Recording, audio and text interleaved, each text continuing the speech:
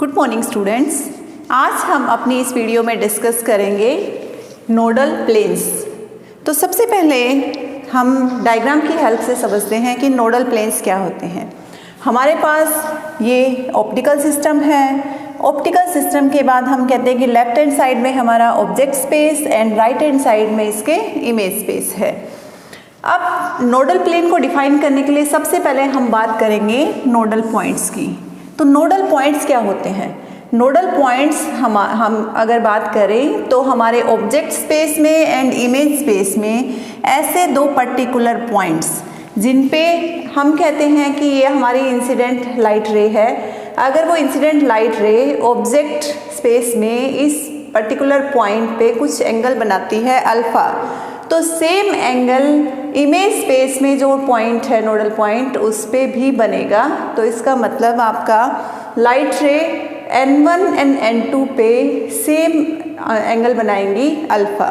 तो इसका मतलब क्या हुआ, यहाँ पे जो एंगुलर मैग्निफिकेशन है उसकी वैल्यू क्या हो गई, unity value and positive.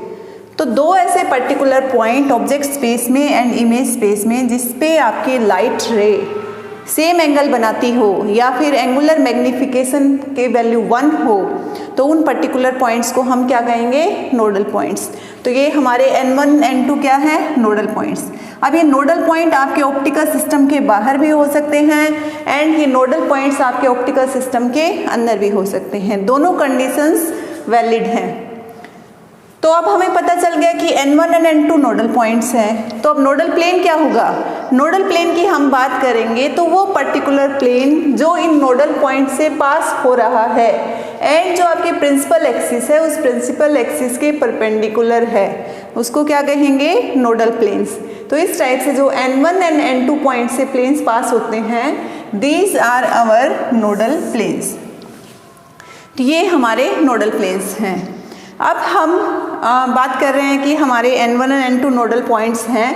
In nodal points में डायरेक्शन कोसाइन की अगर बात करते हैं तो N1 पे हमारा डायरेक्शन कोसाइन हम मान लेते हैं λ1 एंड N2 पे जो डायरेक्शन कोसाइन है उसकी वैल्यू है λ2।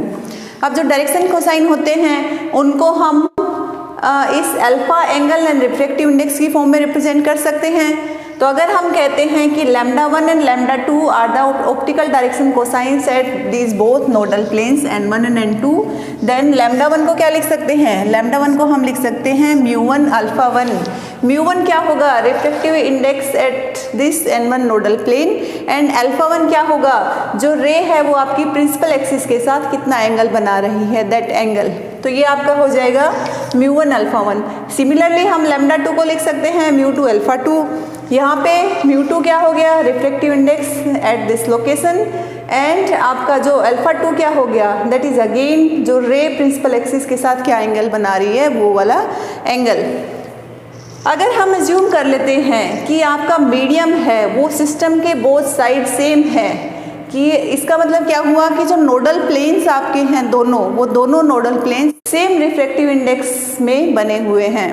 मीन्स यहाँ पे जो मीडियम हम लेके चल रहे हैं वो सेम टाइप का मीडियम है। तो क्या हो जाएगा आपका μ2 एंड μ1 दोनों इक्वल हो जाएंगे।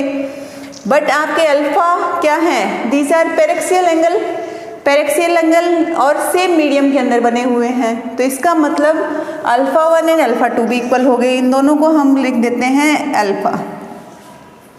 तो अब आपका सिस्टम मैट्रिक्स की अगर हम बात करें तो S हमारी सिस्टम मैट्रिक्स है जिसको कि एक ही हमारे एलिमेंट्स हैं A B C D। अब इस सिस्टम मैट्रिक्स को यूज़ करके हमने कोऑर्डिनेट्स फाइंड आउट किए थे। इसको हम ऑलरेडी अपनी पुरानी वीडियो में डिस्कस कर चुके हैं, जहाँ पे हमने क्या लिया था, D1 डिस्टेंस था हमारा इस रिफ्रैक्टिंग सरफेस का ऑब्जेक्ट स्पेस से एंड D2 डिस्टेंस था आपका रिफ्रैक्टिंग सरफेस का इमेज प्लेन से।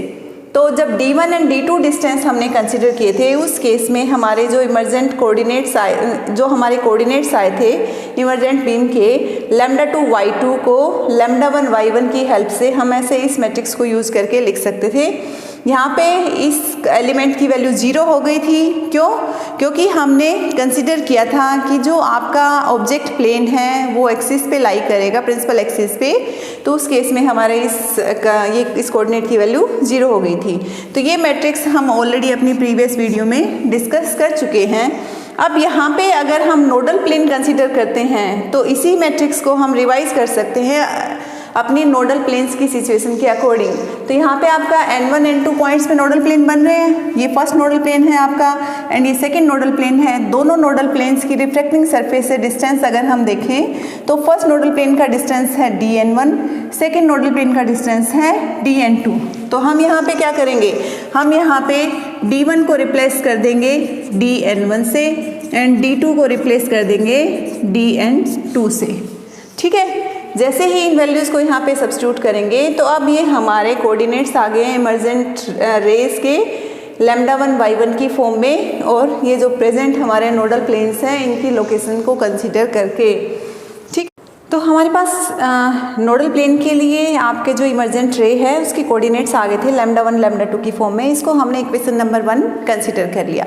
इसके बाद हम अपनी λ2 की इक्वेशन अगर इस मैट्रिक्स सिस्टम से लिखना चाहें तो हमारी λ2 की इक्वेशन क्या बनेगी, λ2 equals to first coordinate b plus A d1 multiply by λ1 plus second coordinate, तो यहाँ पे सेकेंड कोऑर्डिनेट हमारा -a है तो -a मल्टीप्लाई बाय y1।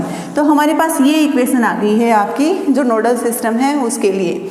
अब इस इक्वेशन में हम अगर मान के चले कि हमारा जो ऑब्जेक्ट है, ऑब्जेक्ट पॉइंट हमारा पॉइंट ऑब्जेक्ट हम यूज़ करके चलें और वो प्रिंसिपल एक्सिस पे हो, तो इसका मतलब क्या है कि जो y1 कोऑर्डिनेट है उसकी वैल्यू क्या होगी, 0 होगी।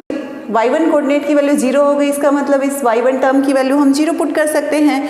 तो इसको अगर हम 0 कर देते हैं तो ये हमारी इक्वेशन मॉडिफाई हो जाएगी λ2 equals to b plus A d1 into λ1। तो यहाँ से हमें λ2 एंड λ1 की एक रिलेशन पता चल गई। लेकिन ये अगर हम नोडल सिस्टम की बात करते हैं तो उसके लिए हमारे पास है रिलेशन λ1 इक्वल्स टू λ2। ठीक है, क्योंकि हम ये ऑलरेडी यहाँ से अपना सोल्व कर चुके हैं कि जो आपके λ1 एंड λ2 हैं इस नोडल सिस्टम के लिए दोनों की वैल्यू इक्वल होगी। तो λ1 और λ2 तो दोनों बराबर हैं। अगर ये दोनों बराबर है तो इसका मतलब जो ब्रैकेटेड टर्म है उसकी वैल्यू क्या होगी, 1, और इसकी वैल्यू अगर 1 है तो हम यहाँ से सोल्व करके देखें तो हमारे पास dn1 की वैल्यू आती है 1 माइनस b बाय a। इसका मतलब जो फर्स्ट नोडल पॉइंट है उसकी लोकेशन या उसका डिस्टेंस आपका फर्स्ट रिफ्रैक्टिंग सरफेस से dn1 है, उस डिस्टेंस को हम जो हमारी सिस्टम मैट्रिक्स है उसके एलिमेंट्स की फॉर्म में लिख सकते हैं। कैसे, 1 माइनस b बाय a। तो ये आपका dn1 की वैल्यू आ गई। अब सिमिलरली हमारे पास एक सेकेंड रिलेशन है, हम कह सकते हैं b plus a dn1 equals to 1 by c minus a dn2। ये रिलेशन है हमारे पास और ये हम अपने प्रीवियस वीडियो में डिराइव कर चुके हैं। आप अगर फिर से इसको देखना चाहेंगे कहाँ से आई है तो हमारे पास जो ये सिस्टम मैट्रिक्स बनी है इसका डिटर्मिनेंट क्या होगा, इसके डिटर्मिनेंट की वैल्यू होगी 1, और अगर इसकी डिटर्मिनेंट की वैल्यू को हम 1 के इक्वल पुट करते हैं तो हमें यहाँ से यही रिलेशन मिलेगी। ठीक है, तो ये आपका b प्लस ए dn1 किसके इक्वल होता है, 1 by c minus a dn2 इसके इक्वल होता है। But b plus a dn1 की वैल्यू हमारे पास क्या है, 1, तो इसका मतलब ये किसके इक्वल होगा, 1 के इक्वल। अब जो ये हमारी टर्म है 1 by c minus a dn2 equals to 1, इसको अगर हम सोल्व करें तो यहाँ से मुझे मिलेगा c minus a dn2 equals to 1 and dn2 equals to c minus 1 by a। This is the position of second nodal point. तो सेकेंड नोडल पॉइंट का सेकेंड रिफ्रैक्टिंग सरफेस से जो डिस्टेंस है वो भी हमारे पास आ गया है हमारे सिस्टम मैट्रिक्स के एलिमेंट्स की फॉर्म में c माइनस 1 बाय a। अब हमारे पास यूनिट प्लेन्स के ऑलरेडी हम लास्ट वीडियो में डिस्कस कर चुके हैं जो डिस्टेंस हैं du1 डिस्टेंस क्या था, फर्स्ट रिफ्रैक्टिंग सरफेस का डिस्टेंस फर्स्ट यूनिट प्लेन से, तो वो हमारे पास क्या था 1 minus b by a। And similarly second unit plane का डिस्टेंस सेकेंड रिफ्रैक्टिंग सरफेस से हमारे पास आया था c माइनस 1 बाई a। अब यहाँ से अगर इनको कंपेयर करें तो देखो आपकी equation number 3 and equation number 5, this is distance of first nodal point and this is distance of first unit plane, दोनों आपके इक्वल हैं। इसका मतलब dn1 इक्वल हो गया du1 के। And similarly distance of second nodal point and distance of second unit plane, ये दोनों टर्म्स भी आपकी इक्वल है, तो इसका मतलब आपका second nodal point and second unit plane आपके ओवरलैप करेंगे। बट कब ओवरलैप कर रहे हैं?